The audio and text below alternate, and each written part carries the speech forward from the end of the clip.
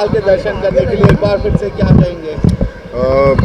फतेह 10 जैन को आ रही है और उसकी प्रमोशन जो है आज शुरू हो रही है महाकाल के दर्शन के साथ। ब्लेसिंग्स लेंगे महाकाल जी की और यहाँ से जो जर्नी है फतेह की शुरू होगी और होपफुली उनके आशीर्वाद से फतेह की फतेह ज़रूर होगी। किस तरह की मूवी है? इट्स एन एक्शन फिल्म और एक आम इंसान की कहानी जो हम लोग हर रोज़ साइबर क्राइम देखते हैं लोगों के साथ हर रोज़ होता है। पैसे लोगों के बैंक से निकाल लिए जाते हैं, लोग सुसाइड्स कर रहे थे, तो उन्हीं की कहानी और एक ऐसी एक्शन फिल्म जो बड़े समय से मुझे लगता है लोग देखने का इंतजार कर रहे हैं। फिल्म में नया मिलेगा, मुझे लगता है एक कमाल का मैसेज है। मैं हमेशा मानता हूँ कि जो आम जनता मुश्किलों से गुजरती है उसको सही ढंग से दिखाना सिनेमा के ज़रिए से हमारा एक रिस्पॉन्सिबिलिटी रहती है और उसी को फतेह से दिखाने की कोशिश की है। और एक्शन मैं हमेशा करता आया हूँ इतने सालों से, पर आइडिया ये था कि एक ऐसा एक्शन दिखाया जो शायद मैंने भी 20-22 सालों में नहीं किया। इसलिए सारी हॉलीवुड की टीम्स आई, सारे हॉलीवुड के कैमरामैन, टेक्नीशियन, साउंड रिकॉर्डिस्ट, हर चीज़ वहाँ से लाके एक ऐसी एक्शन फिल्म जो मुझे लगता है कि आई होप कि लोगों ने पहले ना देखी है। विक्रांत मैसी ने संन्यास लेने की घोषणा की है अपने सोशल मीडिया पोस्ट पे लिखकर कि वो अब मूवीज़ नहीं करेंगे। अभी तो वो हिट ही हुए थे।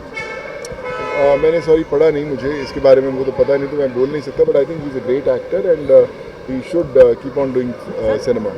सर युवाओं में नशे की जो एक आदत हो रही है और एक्सीडेंट उसके कारण जो हो रहे हैं, आप लगातार इसको लेकर अपनी बात रखना चाहिए, क्या हीरो से जमीन से मैसेज? देखिए, मैं पिछले 3.5 साल से हम लोग जितने नशा पीड़ित लोग रहते हैं, परिवार रहते हैं, उनको सपोर्ट करते हैं। करीबन 750 से ज़्यादा देश भर में जो नशा मुक्त सेंटर्स हैं उसमें हम लोग सपोर्ट करते हैं लोगों को।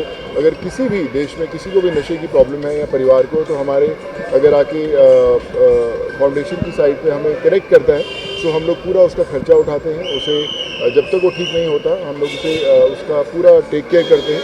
तो मैं यही कहना चाहूँगा कि देश को नशा मुक्त करने के लिए सिर्फ सरकार की नहीं, हम सबकी जिम्मेदारी है और हमें करना चाहिए। और आज हम इंदौर में जो देश का सबसे क्लीनेस्ट सिटी बताया जाता है, तो मुझे लगता है कि ये शहर भी बहुत कमाल का मैसेज दे सकता है कि अगर देश में कुछ अच्छा करना है, देश को साफ़ करना है, तो हमारे सिस्टम को भी साफ़ करना पड़ेगा। बागेश्वर धाम ने पिछले दिनों एक सनातन एकता हिंदू यात्रा निकाली थी, उसमें कई सेलिब्रिटी भी आए थे, संजय दत्त सहित कई अलग अलग हिंदू राष्ट्र की बात कर रहे हैं। क्या सही है, उचित? आप किस तरह से देखते हैं? देखिए, मुझे लगता है कि मैंने वो भी देख नहीं पाया, तो मुझे पता नहीं उस पर क्या चर्चा हुई, बट आई थिंक हमारे देश के अंदर सारे हम अलग अलग रिलीजन्स के लोग रहते हैं, एक साथ रहते हैं, एक बहुत कमाल का परिवार है।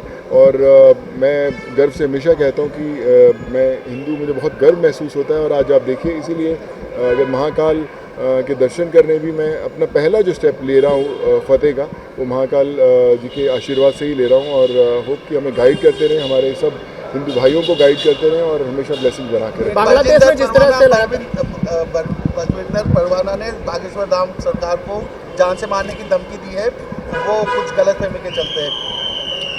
मैंने अगेन न्यूज़ फॉलोअप नहीं किया, बट आई थिंक देश में पीस बनाए रखना ज़रूरी है। धमकियों क्यों देनी है? मुझे लगता है एक साथ हम लोग रह सकते हैं मिलकर। बांग्लादेश में जिस तरह से हिंदुओं पर अत्याचार रहा है, उसमें पूरे देश में लगातार विरोध होते हैं, लेकिन एक भी सेलिब्रिटी उसको लेकर किसी तरह का कोई ट्वीट किया है, इस तरह से नहीं कर रहे, क्या कहना चाहिए?